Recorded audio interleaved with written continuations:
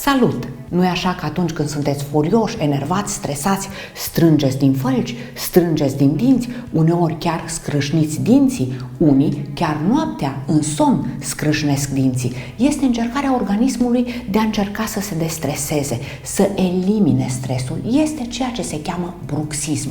Însă, acest obicei ne distruge dinții, fie că sunt ei dinți naturali, fie că sunt lucrări protetice, precum coroanele dentare.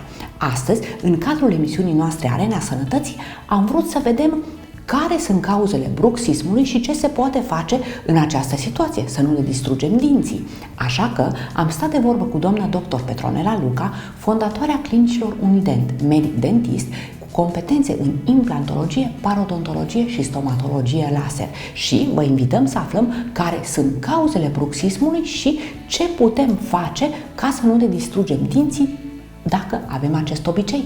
Bruxismul reprezintă scrâșnitul dinților, care poate fi nocturn sau diurn. Pacienții nu știu că suferă de această afecțiune și o descoperă de foarte multe ori în cadrul consultației într-un cabinet stomatologic. Medicii observă suprafețele de abrazie ale dinților sau depistează fracturi ale dinților sau ale coloanelor dentare. Fenomenul este din ce în ce mai complex, estimându-se că 35% din populație suferă de această problemă. Cauzele sunt diverse și anume pot fi probleme respiratorii, cum ar fi apnea în somn, probleme dentare, mușcătura, ocluzia, cum îi spunem noi în termeni medicali, sau stilul de viață, stresul și anxietatea sau hiperactivitatea. Scrâșnitul frecvent din dinți duce la uzura smalțului, apoi la uzura dentinei,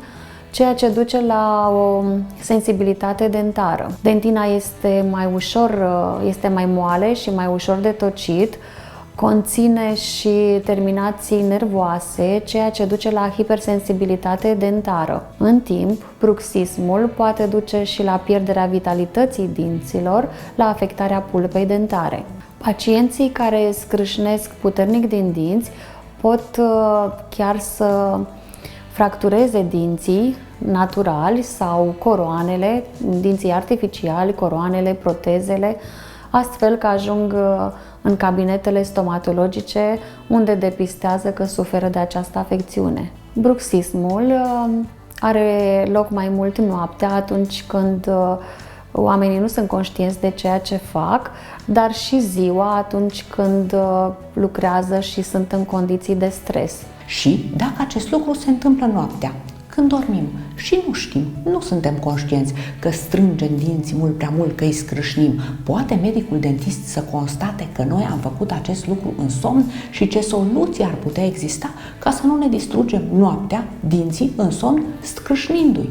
Ca și simptomatologie apar dureri ușoare de dinți, dureri în zona musculaturii, mușchilor masticatori, dureri în zona articulației, pentru că deja lucrurile au avansat și suferă și articulația temporomandibulară. Scrâșnirea dinților duce la pierderea de substanță dură, la erodarea coroanelor dentare și la micșorarea etajelor feței a dimensiunii verticale, ceea ce are ca simptomatologie apariția durerilor de cap și de urechi, la o suferință a articulației temporomandibulare.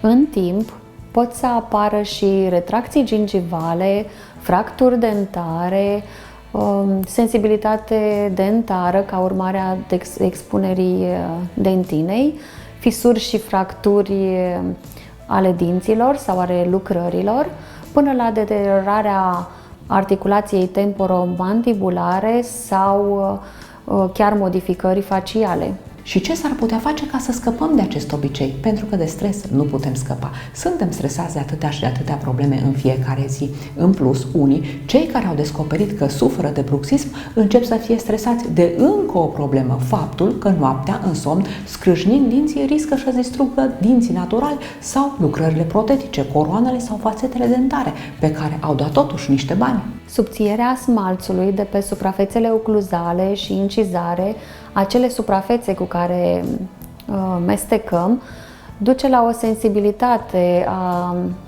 dinților în timpul masticației, ceea ce dă un disconfort în timpul meselor și o accentuare a stresului. Scăderea înălțimii dentare prin fenomenul de abrazie duce la dureri articulare, la erodarea condililor articulari, ceea ce impune un tratament mai complex și generează dureri pacientului.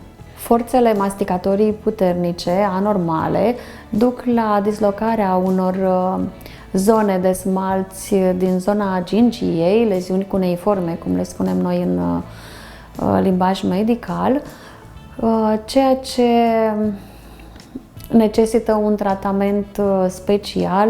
Haideți să aflăm care sunt variantele de tratament pentru cei care se confruntă cu acest obicei, pentru cei care suferă de bruxism.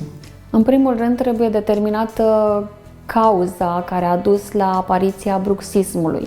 De cele mai multe ori, cauzele sunt multiple, dar unul din factori este stresul cotidian și anxietatea. De cele mai multe ori, tratamentul se face împreună cu un psiholog care depistează stresul pacientului. În cabinet se execută o gutieră, un dispozitiv medical realizat după o amprentă a maxilarelor pacientului, pe care este indicat să o poarte noaptea și atunci depistăm acele zone de forțe și de frecare a dinților care pun în pericol vitalitatea dinților, structura reconstituirilor noastre dentare, al tratamentelor.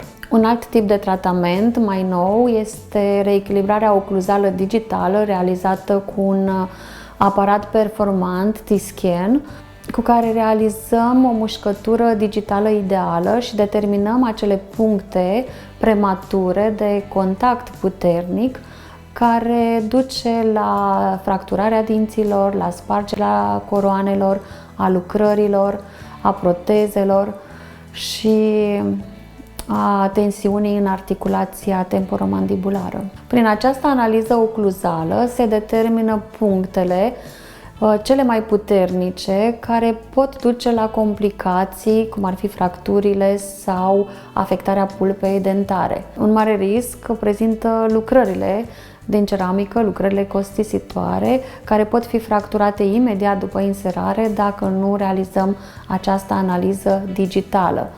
Înainte realizam analiza ocluzală într-un mod clasic, dar acum realizăm cât de mult poate să ne ajute acest aparat digital care realizează o analiză ocluzală și medicul poate îndepărta acele puncte prin șlefuire selectivă, poate îndepărta acele puncte de contact prematur. Pacientul realizează o serie de exerciții prin care depistăm acele puncte care trebuie îndepărtate până realizăm o mușcătură, o ocluzie cât mai aproape de ideal. Și ce s-ar putea face pe termen lung în cazul acestor persoane?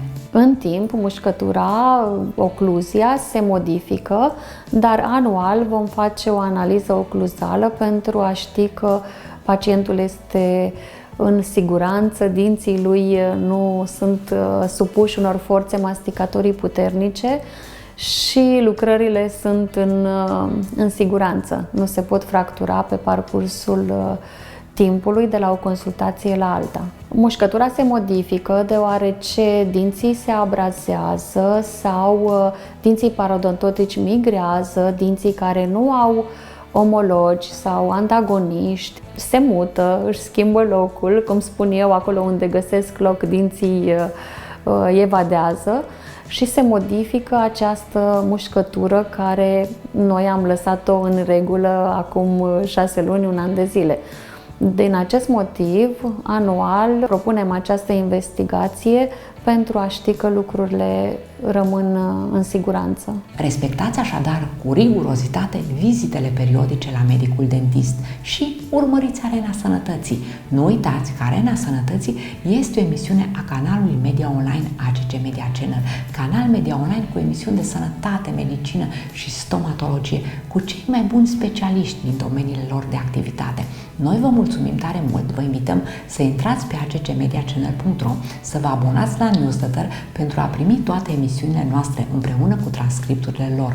Bineînțeles, vă invităm să vă abonați și la canalul nostru de YouTube și, dacă vreți, să dați și like paginii noastre de Facebook. Vă mulțumim tare mult și vă dorim multă sănătate!